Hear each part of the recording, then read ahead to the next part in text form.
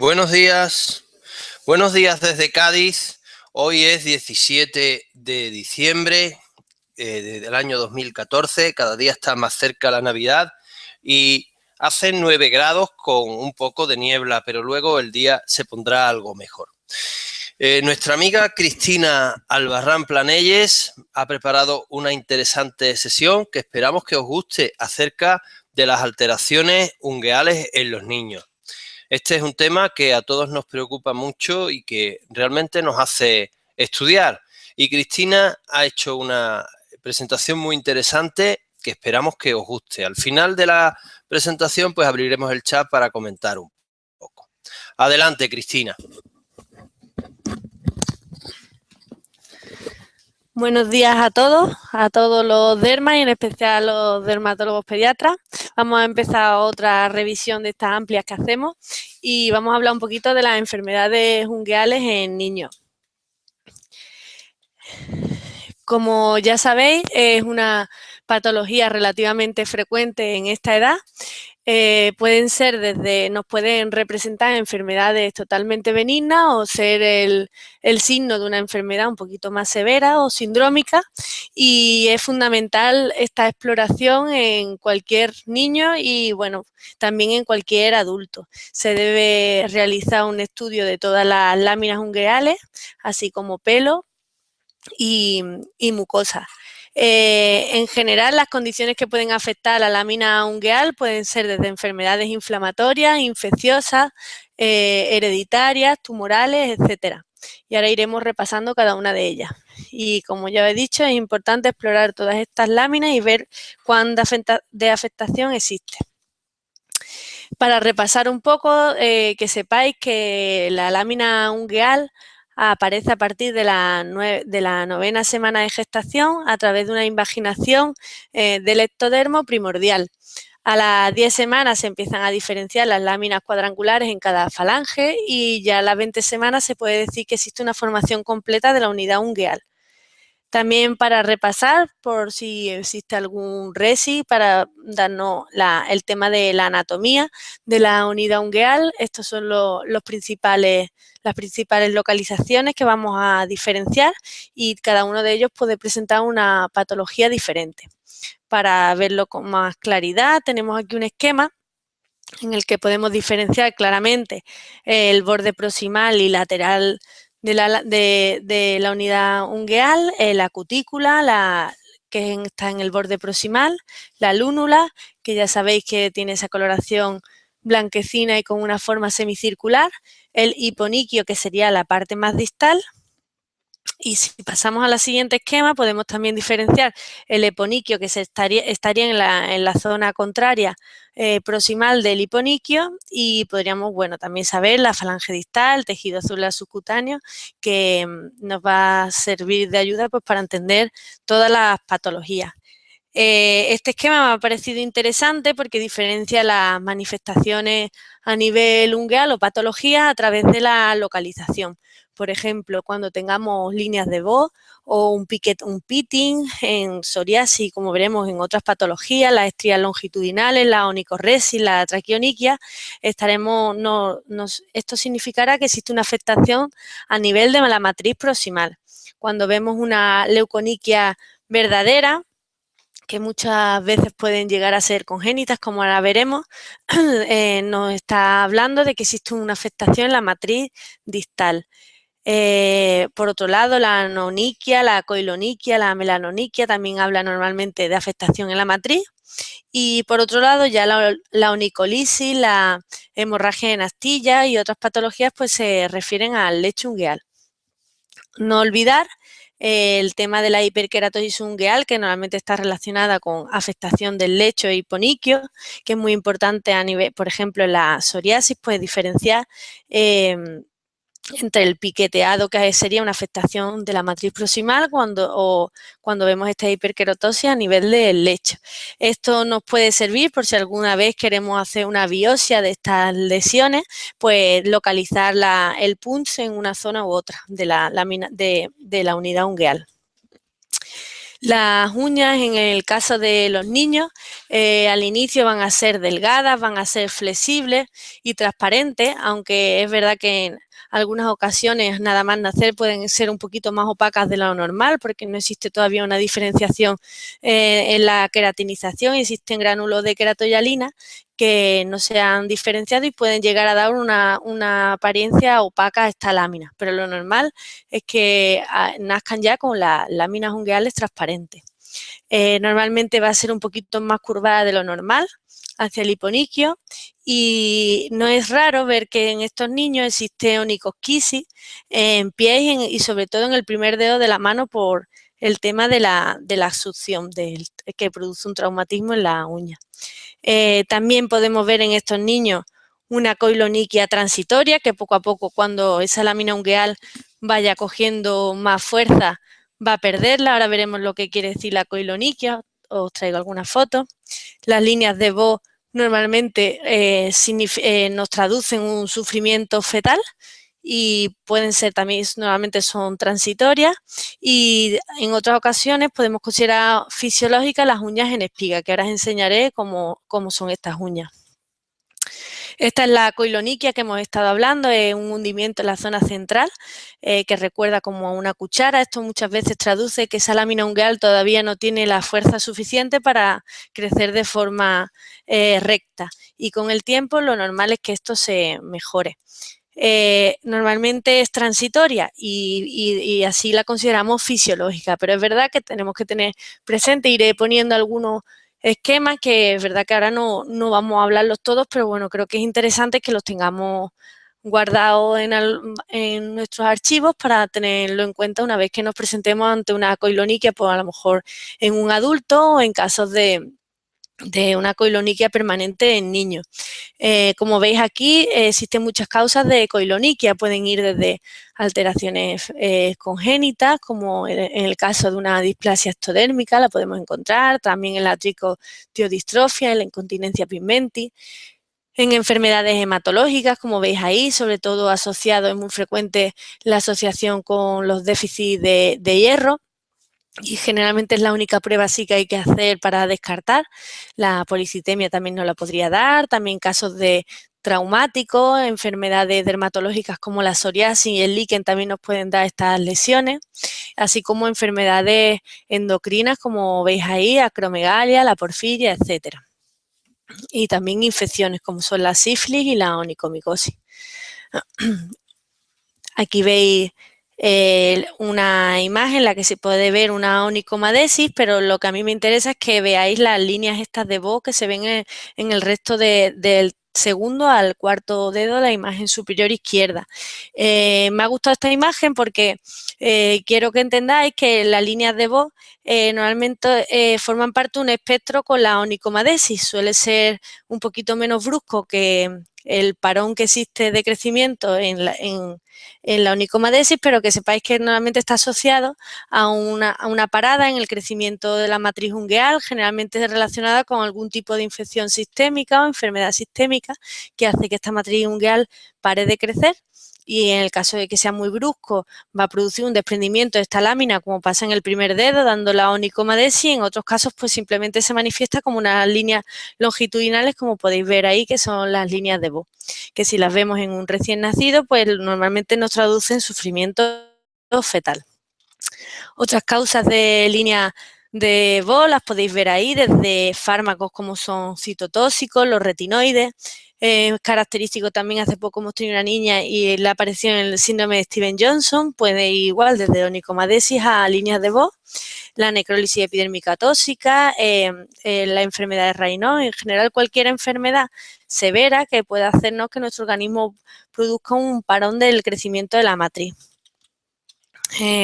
Otras uñas características son las que veis aquí, que son líneas longitudinales que tienen tendencia a confluir en el centro, dando un aspecto así como de espiga, que también se pueden considerar fisiológicas en el recién nacido, en el neonato. Y con el tiempo pueden ser desde más severas o menos severas, como podéis ver aquí. Y con el tiempo estas lesiones se irán desapareciendo y la lámina ungueal será completamente normal.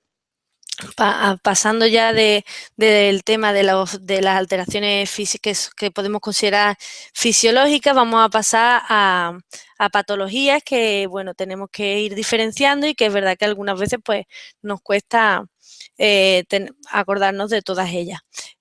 Por un lado están los trastornos congénitos, es decir, que nacerán con ellos, y entre ellos pues el mal alineamiento, la anoniquia, el síndrome de la uña rótula, las displasias ectodérmicas nos pueden dar unas alteraciones ungueales bastante características, la epidermiolisis ampollosa, la braquioniquia, la doliconiquia, las uñas hipoplásicas y bueno, también repasaremos la paquioniquia congénita, las uñas ectópicas, que es más infrecuente verlas, y las congénitas secundarias, que incluso a veces los fármacos e infecciones intraúteros pueden provocar alteraciones ungueales. Además de los congénitos, pues también repasaremos los trastornos adquiridos que pueden dar afectación ungueal, como son las infecciones y los traumas, las patologías ungueales asociadas a enfermedades dermatológicas, que generalmente pues las conocemos más porque las vemos también en adultos, la traquioniquia, la melanoniquia, las alteraciones del color, como es melanoniquia y leuconiquia, y hablaremos de forma rápida también de los tumores ungueales. Bueno, empecemos con el mal alineamiento. Generalmente pues supone, es sencillo, una desviación lateral de la lámina ungueal, normalmente longitudinal respecto a la falange subyacente. Normalmente afecta a los primeros dedos y suele ser más frecuente en los pies. Puede ser uni o bilateral y en ocasiones puede ser hereditario, con un patrón autosómico dominante. Este mal alineamiento nos va a llevar a complicaciones como son la uña encarnada, sobreinfecciones, que son lo que más nos puede dar la lata. Y bueno, en esta sesión no he querido hablar del manejo de todas ellas porque entonces hubiera sido un poquito compleja y larga. Entonces, bueno, pues si os parece para otras, si queréis, hablamos del manejo. Pero en general se recomienda actitud expectante y si hay muchas complicaciones, pues a veces pues se necesitará cirugía. En esta foto podemos ver de forma ligera pues esa desviación de la lámina ungueales, sobre todo se ve muy bien en los tres primeros dedos y sobre todo en el primero, de la lámina ungueal un poquito lateralizada en proporción al eje longitudinal de lo que es la falange. En este caso, pues se ve un poquito más claro. A veces esa desviación lateral se asocia a una microniquia, una disminución de las láminas ungueales, y puede llegar a ser complejo diagnosticar esa desviación lateral. Muchas veces pues nos hará falta radiografía y a veces pues el manejo conservador no es suficiente. Por otro lado, hemos hablado también la anoniquia, la ausencia completa de uñas. Normalmente puede ser congénita, bueno, estamos hablando en este caso de congénita. Otras veces no es una anoniquia total, sino que puede ser una microniquia, una disminución de las uñas, y no tiene por qué ser siempre afectación de todas las manos y los pies, puede ser completa o incompleta. Es bastante infrecuente, puede ser familiar, como veis ahí, o esporádico, y a veces está asociado a algunas enfermedades o síndromes, como son las displasias ectodérmicas, entre ellos el síndrome de Coffin-Siris, que se asocia a retraso mental, se asocia a aplasia del dedo meñique y a sordera, y el síndrome de Down, que también se acompaña de retraso mental y sordera. A veces pues, puede estar asociado a otras enfermedades como la hiperpigmentación flesural o el síndrome de uña amniótica. Aquí podéis ver una foto en la que se observa claramente pues, la pérdida de las láminas ungueales del segundo al tercer dedo en la mano izquierda y del segundo al quinto dedo en la mano derecha. Y pueden ser, como hemos dicho, sindrómicas o no sindrómicas. Este caso es de no sindrómica.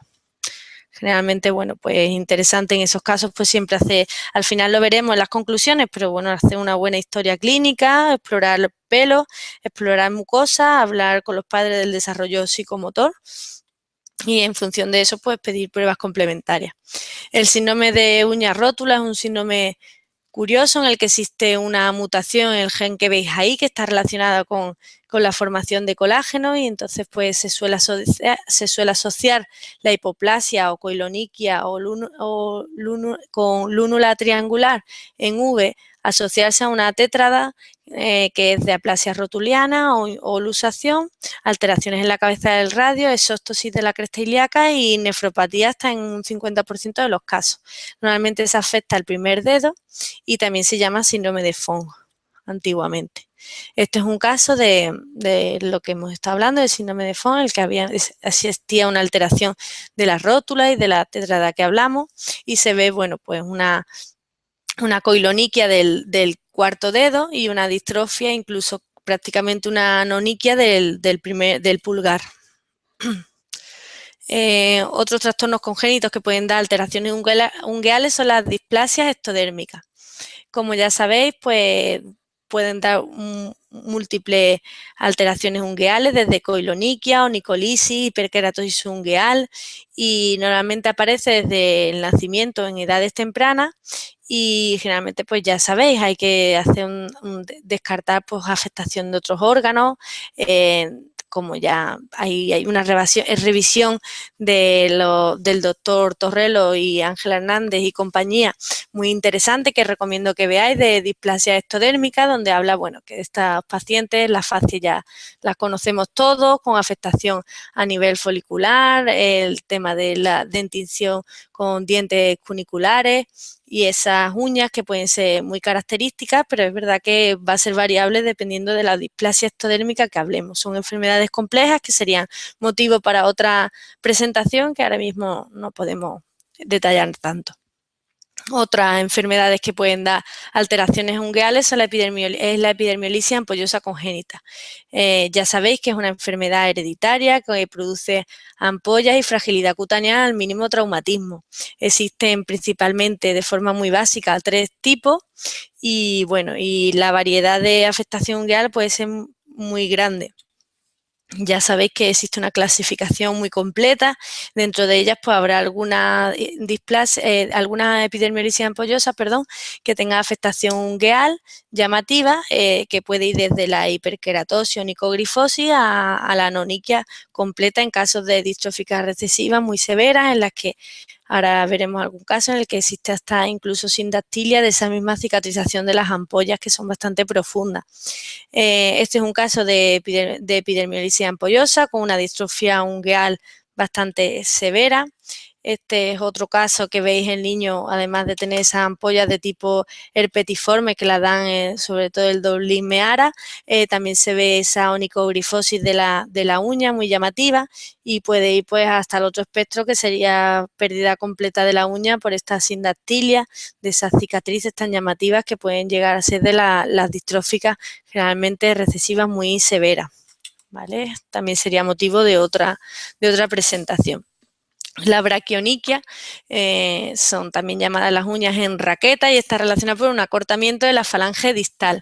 Es más frecuente en mujeres que en hombres, suele tener una herencia autosómica dominante y puede ser desde tipo no sindrómica y no asociarse a ninguna enfermedad, hasta asociarse a displasia ectodérmica, síndrome de Down, síndrome de Rubinstein-Davy, etcétera.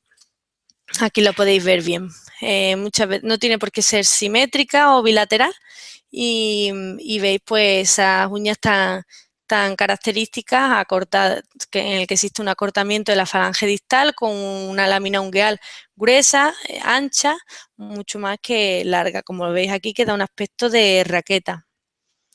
Lo contrario sería la doliconiquia, que es una relación entre la longitud y la anchura mayor de 1, que se puede ver en enfermedades como son el síndrome de Marfan, el síndrome de Ehlers-Danlos, y que dan ese aspecto de láminas alargadas, también bastante características. Por otro lado, como hemos hablado antes, las uñas hipoplásicas son láminas ungueales más de menor tamaño de lo normal. A veces se puede confundir con la hipertrofia de los bordes laterales o distal, y generalmente pues hay que descartar alteraciones óseas en falanges terminales subyacentes con una radiografía para descartar patología ósea. Y normalmente, bueno, la única asociación así en principio que más llamativa es con el síndrome de Down, que suele tener este tipo de uñas. La paquioniquia congénita, también conocéis que son un grupo de enfermedades también bastante complejas, el que generalmente es de herencia autosómica dominante, con mutación bastante amplia de diferentes de genes de queratina, como veis ahí, de la 6, de la 16, de la 17, y se asocia a una alteración a nivel ungueal, tanto de coloración y engrosamiento, predominante en los primeros meses de vida, y esas uñas adquieren una forma de cuña o un engrosamiento bastante llamativo, que ahora veremos, y se pueden diferenciar 4 tipos de paquioniquia.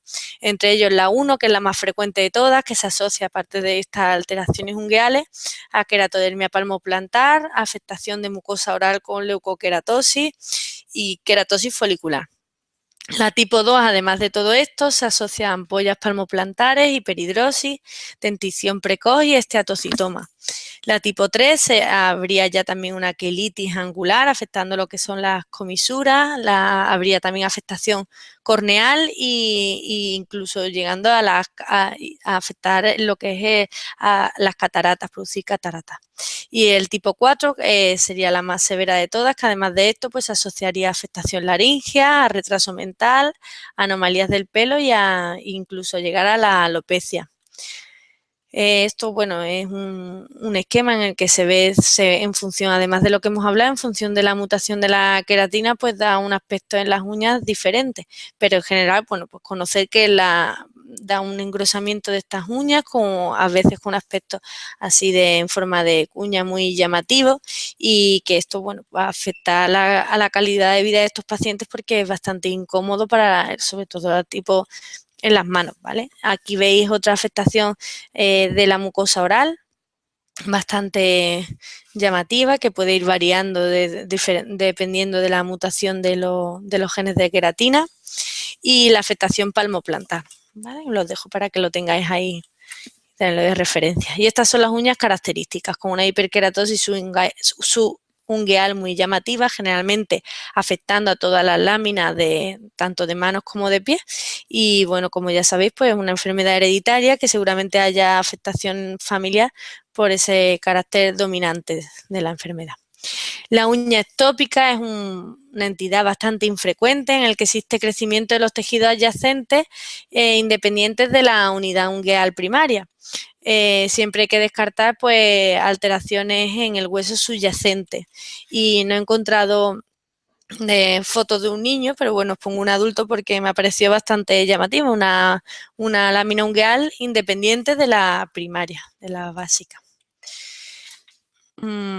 También, como ya hemos comentado, existen fármacos e infecciones que durante el embarazo pueden producir alteración ungueal en estos niños al nacer, como son los anticoagulantes, anticonvulsionantes, el síndrome alcohol fetal, cuando la madre es consumidora de alcohol, e incluso infecciones como la varicela. Pueden darnos a nivel de la lámina ungueal hipoplasia, hiperpigmentación o coiloniquias. Puede ser muy variadas las manifestaciones clínicas. Pasando ya a los trastornos adquiridos, dentro de ellos las infecciones, pues como no, hablar de la onicomicosis. Es relativamente infrecuente, a pesar de que en adultos es una enfermedad muy frecuente, en niños es raro, menos de 14 años es complicado ver este tipo de enfermedades, y si las encontramos hay que descartar, y sobre todo si son recalcitrantes, llamativas, afectando a más de una lámina ungueal, hay que descartar que estemos con una patología que altere la inmunidad, entre ellos pues, una inmunodepresión como tal o una infección por VIH.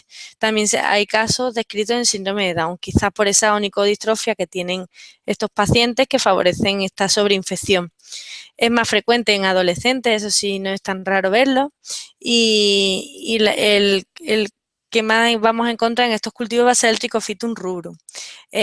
También tenemos que hablar de una entidad que son las candidiasis mucocutáneas crónicas, que pueden ser desde esporádicas a tener un carácter familiar, generalmente, como hemos hablado, con alteraciones de la inmunidad celular, y bueno, y clínicamente ya la conocéis todos. Normalmente pues, se presenta con una hiperkeratosis ungueal, uñas distróficas, una coloración amarillenta característica, e incluso a veces con perionisis. Aquí podéis ver unas uñas con infección ungueal, sobre todo se ve claramente en el primer dedo pulgar, que a veces puede ser complicado diagnosticarla, sobre todo en un niño. Y generalmente siempre se recomienda en niños, tanto en adultos como en niños, pero bueno, ahora que estamos hablando de niños, un cultivo de la zona o al menos realizar un KOH. Aquí os traigo una tabla que me ha parecido interesante, pues bueno, diferenciando los 3 tipos de test que se pueden hacer en la onicomicosis, y entre ellos, bueno, el KOH le dan la importancia de que es un método rápido y que nos puede ayudar bastante, y siempre se recomienda antes de realizar un tratamiento con antifúngicos orales en niños, realizar un cultivo de la lámina ungueal. Como veis aquí, os dejo la dosis recomendada de antifúngicos en niños para la onicomicosis y el tiempo de tratamiento, ¿vale? Para que los tengamos todos. Por otro lado, las paroniquias no son tan infrecuentes. Generalmente las agudas se relacionan con la onicofagia. Pueden ser lo más frecuentes que sean bacterianas, y a veces pues podemos encontrar en niños paroniquias crónicas, pero suelen ser más infrecuentes por el tema de que están relacionados con irritantes. En las crónicas puede llegar a encontrar incluso afectación de la lámina ungueal, y también diferenciar la entidad de la paroniquia herpética, que se caracteriza clínicamente pues, por vesículas agrupadas, dolorosas, que a veces puede tener tendencia a la recurrencia. Aquí veis una paroniquia llamativa que normalmente pues, necesita tratamiento con antibióticos orales y tópicos, y bueno, siempre no es tan infrecuente como la onicomicosis en los niños, por el tema de la onicofagia o incluso a veces por las uñas encarnadas, que pueden ser de características congénitas, como ahora veremos. La uña encarnada, también llamada onicocriptosis, puede estar asociada en niños a un mal alineamiento congénito. Hay que sospecharlo en niños porque no es algo en el que tengan tanta frecuencia de el calzado, no llevan tanto tiempo con el calzado, sobre todo en niños que inicien la deambulación. A veces también está asociado a labio o pliegues ungueales hipertróficos de forma congénita, y muchas veces también puede pasar en niños en los que se realice que los padres que le corten más las láminas ungueales cuando empiecen a la deambulación y se le produce una uña encarnada a nivel del pliegue distal, ¿vale? Eso normalmente hay que asociarlo a la deambulación o al calzado en malas condiciones o apretado. Aquí podéis ver la típica uña encarnada que todos conocemos. No vamos a entrar en el tipo de tratamiento ni de manejo porque, como ya he dicho, sería muy larga esta presentación. Y aquí veis pues la hipertrofia de los pliegues laterales, incluso en este caso distal, generalmente asociado a una inmadurez en el desarrollo de la lámina ungueal. En principio siempre se recomienda una actitud expectante y ver evolución.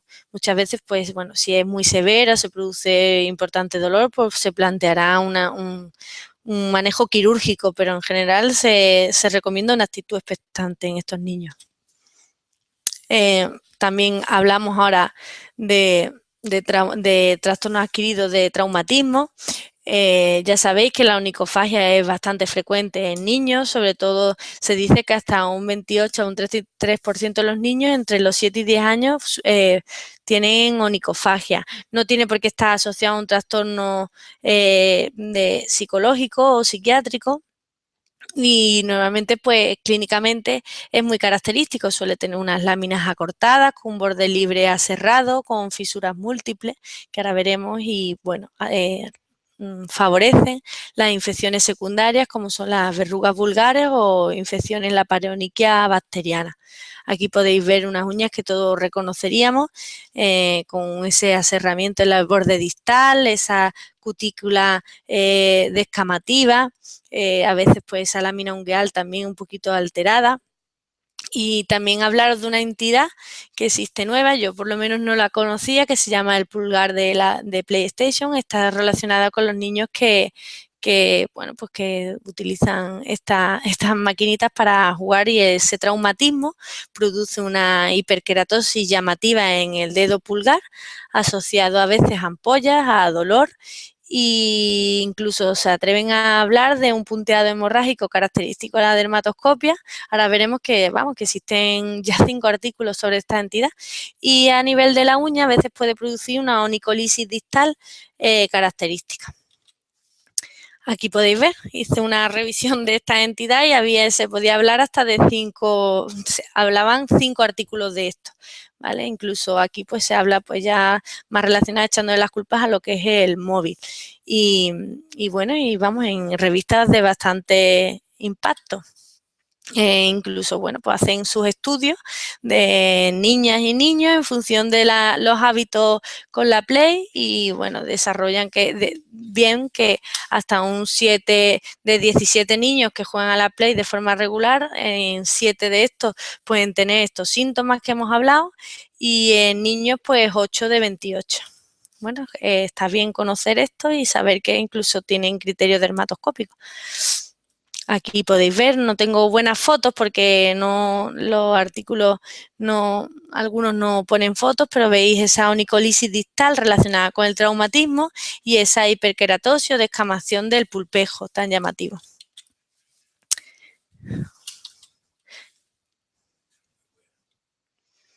Y bueno, recomiendo pues que uséis protectores, hombre, que no está bien que se nos pongan los pulgares feos.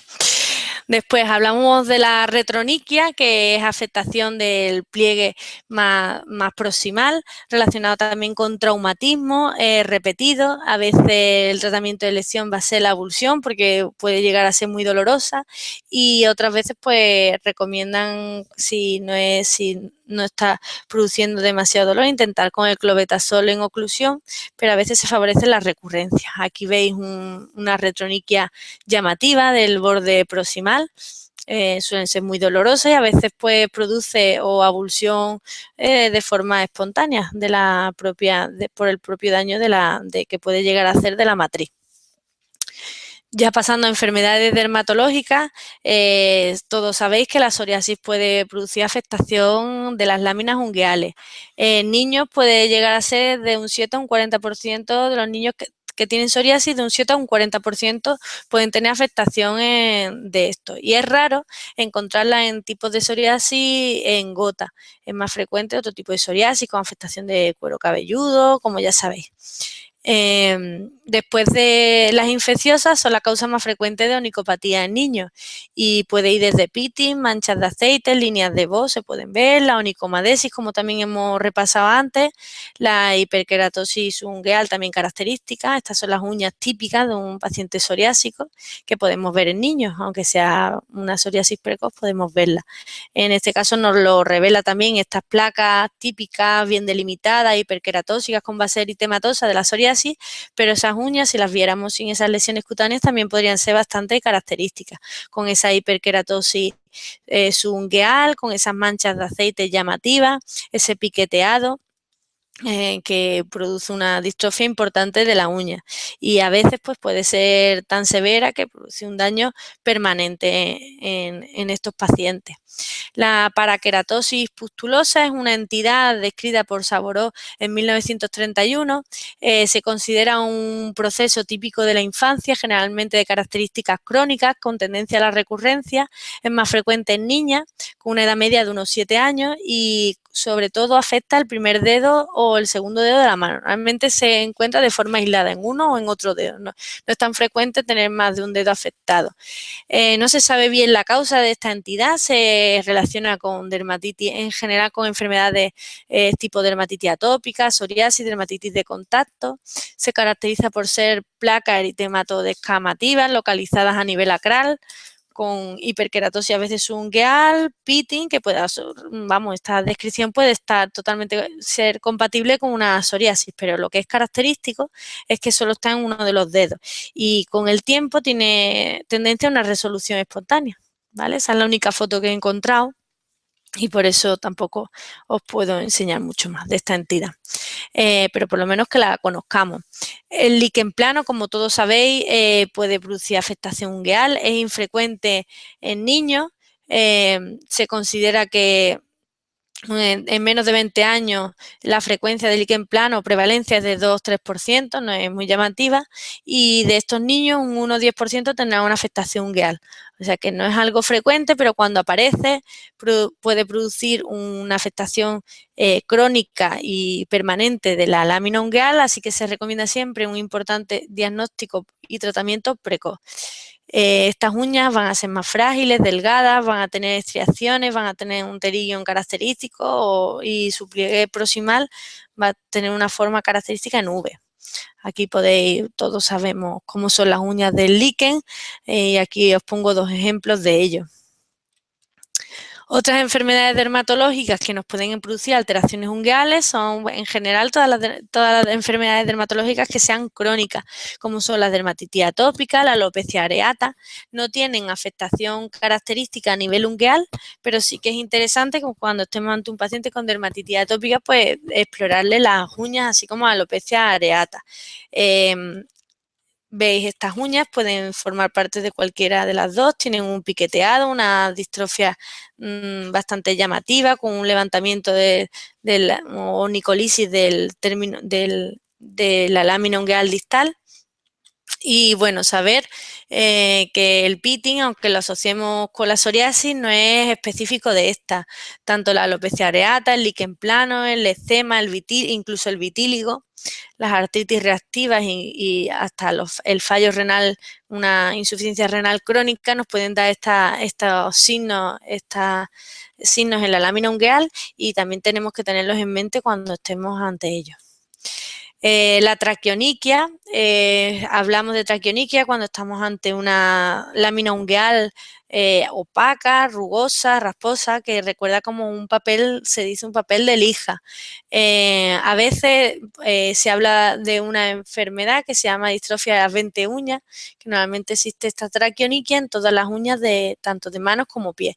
Suele ser transitoria y otras veces puede estar asociada a enfermedades cutáneas como pueden ser líquen plano, la psoriasis o la alopecia areata. También sustancias químicas nos pueden producir esto y generalmente pues tened en cuenta que mejoran con la edad.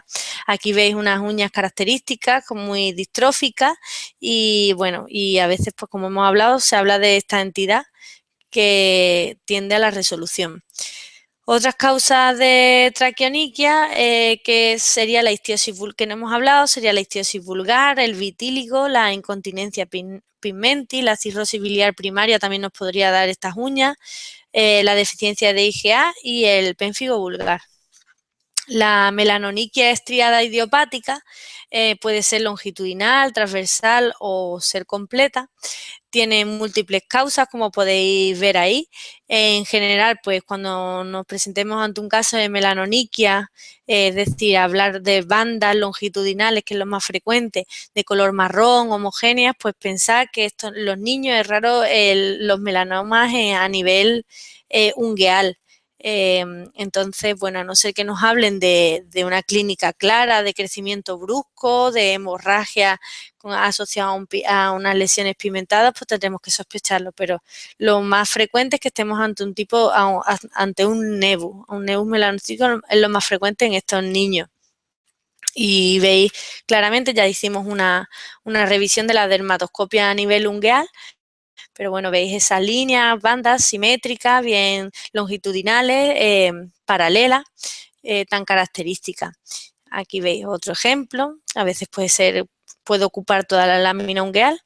Y recordaros pues que aunque existe una serie de criterios que en adultos nos ayudan mucho para el diagnóstico de melanoma, en niños a veces no se relaciona tanto y podemos tener signos de Hutchinson sin que sea algo maligno. Es importante en ello hacer un manejo que recomiendan estos autores, que me ha parecido bastante simple e interesante, que si tenemos una melanoniquia Por supuesto, si afecta a más de varias láminas ungueales, evaluaremos o descartaremos una enfermedad sistémica. Pero si estamos ante un caso de afectación de una sola lámina ungueal, pues utilizaremos el sentido común.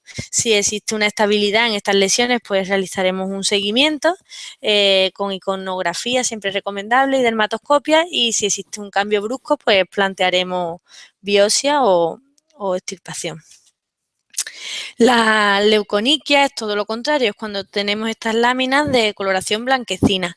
Puede ser congénita y cuando son congénitas, pues el patrón de herencia más frecuente es dominante. Igual que la melanoniquia, puede ser total, parcial o estriada. Y cuando es total hay que descartar pues que existan retraso mental, que existan quistes epidérmicos, esto está mal, perdón, múltiples y a veces se puede asociar pues a procesos de queratinización alterada, como os hablé antes, de los gránulos de queratoyalina que se depositan y con el tiempo pues eso debe resolverse. Aquí veis algún caso de leuconiquia, de prácticamente todas las láminas ungueales de forma congénita, no asociada a ningún síndrome ni enfermedad. Aquí os dejo también causas que pueden producir leuconiquia verdadera. Normalmente eso, como hemos hablado, afectación derivados normalmente de la matriz, entre ellos pues enfermedades sistémicas como afectación cardíaca, también fármacos pueden producirlo, también enfermedades hematológicas como la enfermedad de Hodgkin, pueden ser sindrómicas, formar parte del síndrome de Leopard, del síndrome de Darrier, etcétera. Existen bastantes causas que me gustaría que tuvierais también para repasarlas si se os da algún caso de este tipo. La onicomadesis es la que ya vimos una foto al inicio, es la separación de la lámina proximal de la matriz, es un espectro, es como el avance de una línea de Vogt, es el espectro de un extremo estaría las líneas de Vogt y en el otro la onicomadesis, como ya hemos hablado. Existen múltiples causas,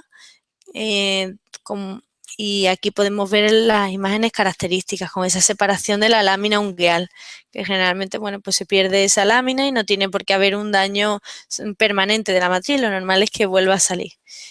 También relacionado, aquí veis otra imagen, puede ser estar en el contexto de una enfermedad de Kawasaki, de un síndrome de Steven-Johnson, de un lupus, el pénfigo vulgar también nos lo podría dar, la epidermiolisis ampollosa, la enfermedad de boca, mano, pie, también existen varios artículos que la describen y las paroniquias también podrían dárnosla.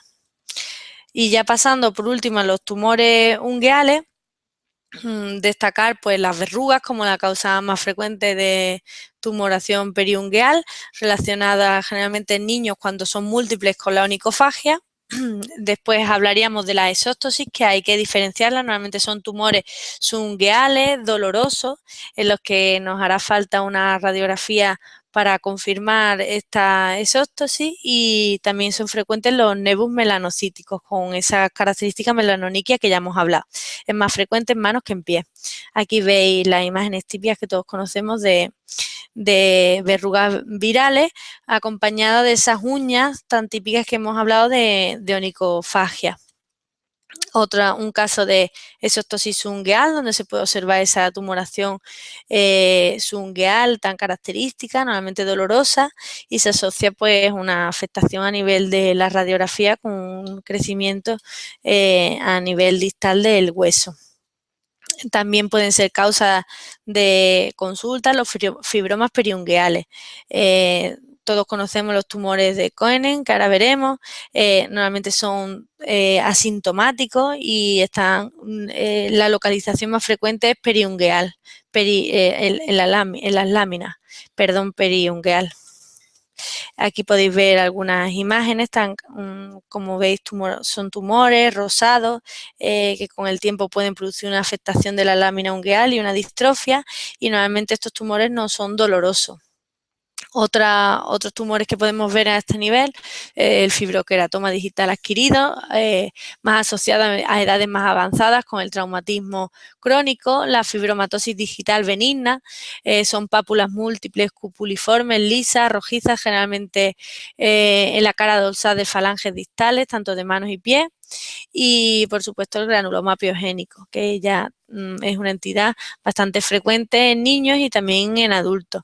Es importante pues tener siempre en mente el diagnóstico diferencial con un nebus de Spies o un melanoma melanótico.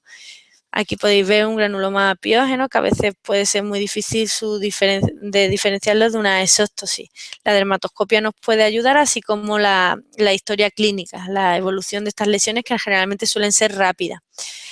Por último, no olvidaros que, bueno, existen alteraciones, déficits nutricionales que pueden producirnos alteraciones ungueales, como veis aquí, que tendremos que tener también en cuenta.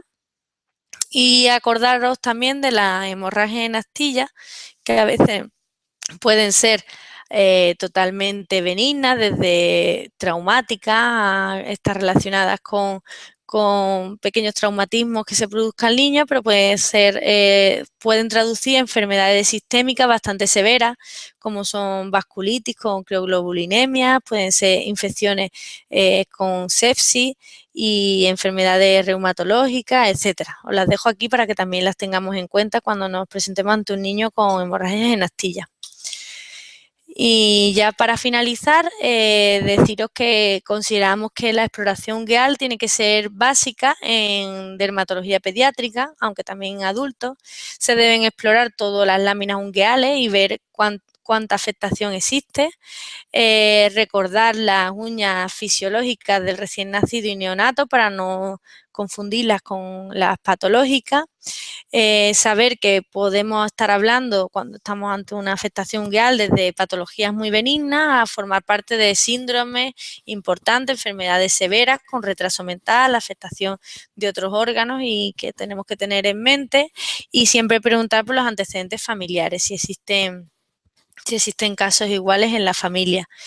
Y siempre que tengamos una afectación ungueal, explorar también los dientes, por ser derivados en la embriología derivan todos de la misma. Eso se ve claramente en las displasias ectodérmicas, en las que existe afectación de la dentición, siempre hacer una buena exploración de los folículos pilosos, incluso de la mucosa oral, preguntar por si tienen afectación de la sudoración, hipohiperhidrosis, y también, ¿por qué no?, hablar con los padres de si existe un buen desarrollo psicomotor. Pues muchas gracias y espero que no os haya aburrido mucho. Pasamos al turno de preguntas, aunque venga, hasta luego. Bueno, muchas gracias, Cristina. Hoy ha salido un poco más larga la charla, pero la presentación, pero bueno, yo creo que ha estado muy interesante. Ahora vamos a pasar al turno de preguntas y entonces pues os invitamos a que participéis en el chat. Ahora mismo no debe de estar el chat operativo. Durante la charla, pues el doctor Russo desde Algeciras me habló acerca de que no se veía toda la pantalla, es decir, que se veía a un tamaño más o menos pequeño. Realmente no debería de tener mucho problema, pero que si habéis tenido otros ese tipo de problemas, pues nos lo decís y ya está. Vale, el chat está abierto.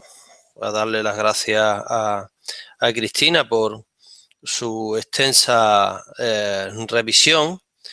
Y bueno, creo que es muy importante lo que ha dicho ella de las alteraciones ectodérmicas, sobre todo en pelo, uñas, retraso psicomotor, también comprobar defectos de sordera. Los defectos del crecimiento en los niños pueden ser la clave para